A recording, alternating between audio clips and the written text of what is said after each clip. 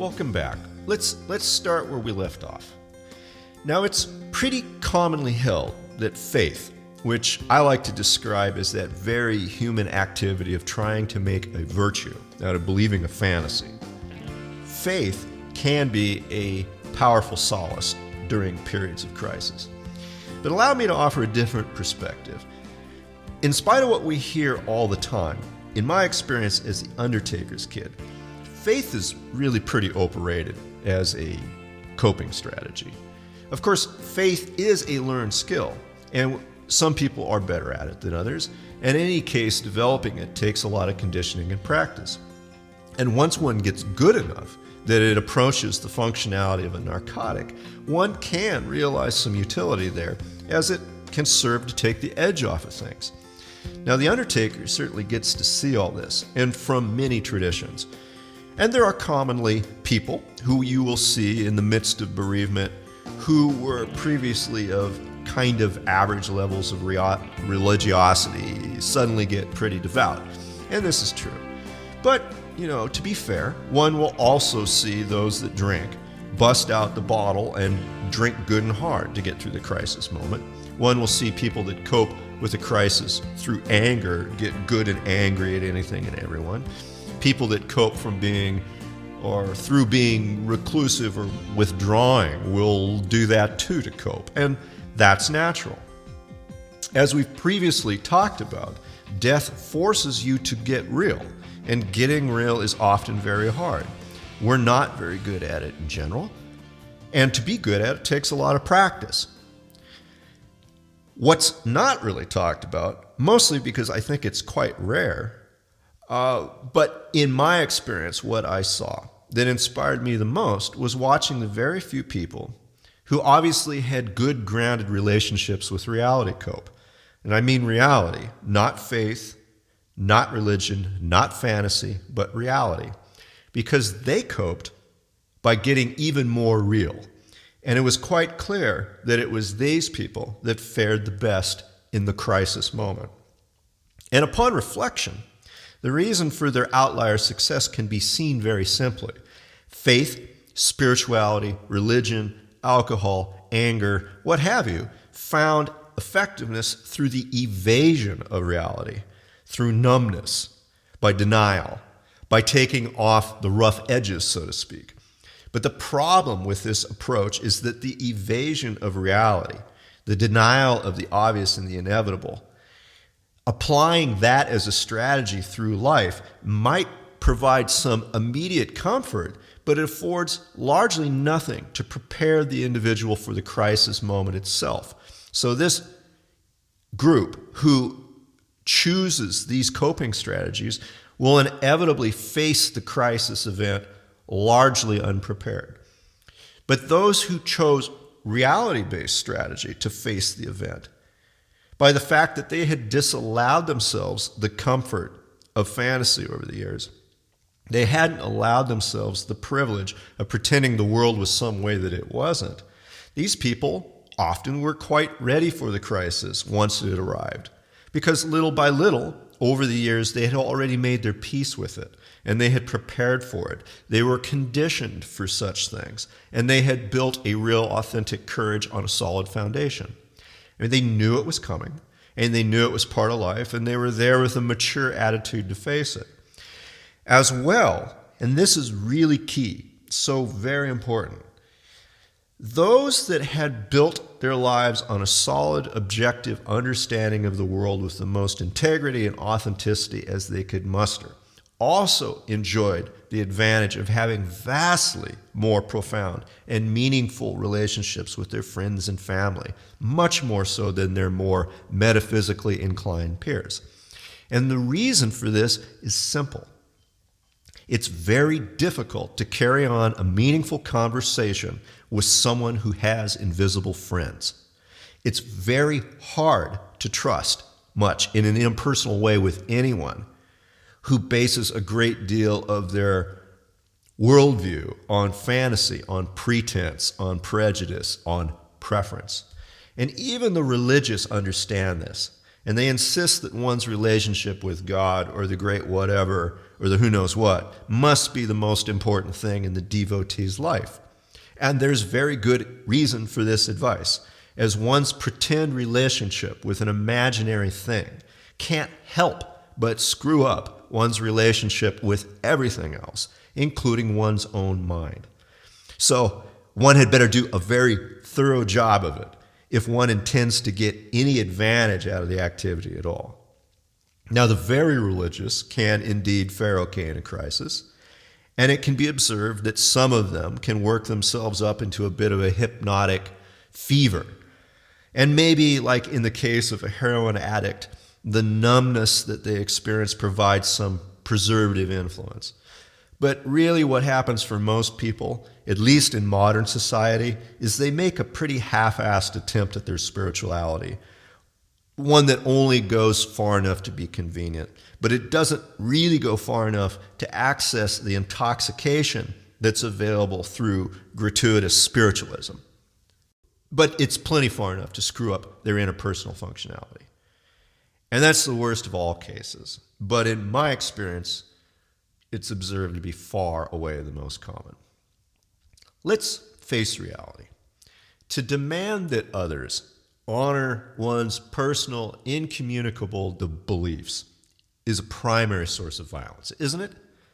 If you want to pretend something is so, but it obviously isn't, and you demand I participate in your fantasy, there's really nothing left for it but to come to blows. And in fact, you really already threw the first punch. Now we start to understand why the world is like it is. But the issue itself isn't faith or even religion. It's more basic than that. Faith and religion are metaphenomenon. They are simply manifestations of even a more basic, primitive, grabby animal value that seeks for me first, right now. It's just a quick grab for a simple answer. It's all about short-sighted selfishness mixed with immediate gratification. Let's be clear. Faith is no virtue. There's nothing evolved about religion. It's the easy way out, encouraged by our most base tendencies. At any rate, faith is a lot easier path to walk than facing reality. It is the path of least resistance with the most immediate results. But ultimately, it is a choice against reality, and as so, against life itself. And the results of that choice are obvious and conspicuous all around us. So for me, these observations engendered a very profound desire to get to the core of reality from a very early age. And I made a conscious choice to develop a serious habit of forcing myself to see things as they are to the best of my ability, not how I wanted them to be. You see, I really wanted to have a good relationship with the universe and with myself and with others. And I had learned that being real was the only path to that end. And I wanted these things much more than being comfortable. And I also understood that inevitably there would be times which I could not have both comfort and communion. But let's be clear, facing reality is a skill, and it's one that does not come easy. But facing reality is a absolutely, utterly critical skill if we as human beings or as the human family are going to make an attempt to evolve or to move forward into our role that's developing for us as the stewards of this planet rather than the mere exploiters of it. It's important to understand in that context that as we move forward, forward is only forward. And to move forward, sometimes you're required to leave things behind. In this case, it is necessary for us to leave behind our primitive prejudice against reality. We must leave behind this demon-haunted world. And in retrospect, looking at how that has served us, let me say, good riddance to it.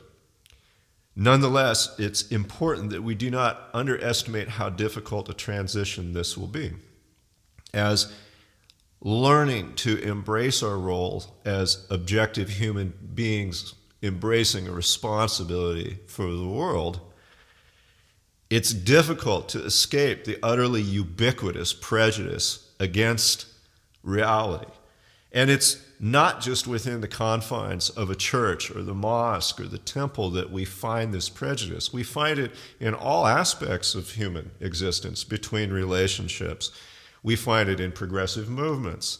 We find it very nearly everywhere, and it serves to paralyze and poison and make the intersubjective communication that human beings require in order to move forward together very nearly impossible.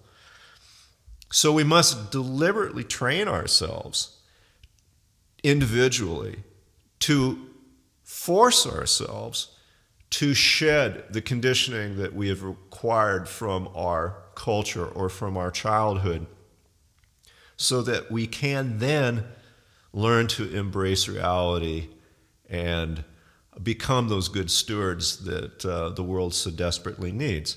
But let me say again, it's extremely difficult, and deliberate action and discipline is key. Still, I mean, there are those who have walked this path before us, and they have left us good trail markers.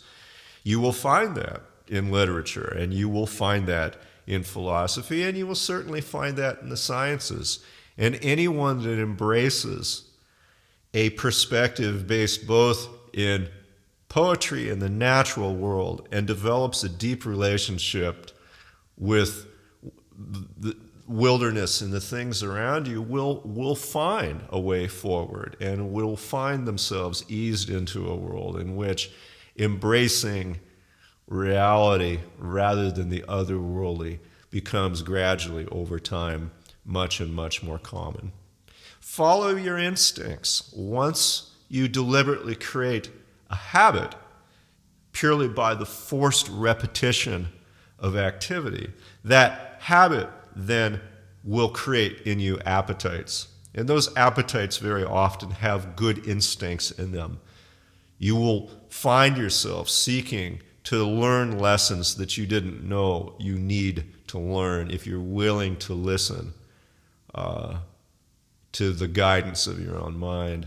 And for me, it was, even though incredibly unlikely, that desire towards objectivity led me, as a kid who grew up in the southern Idaho desert, who got seasick even looking at a dock, let alone walking on it, into being very much involved in the sailing world.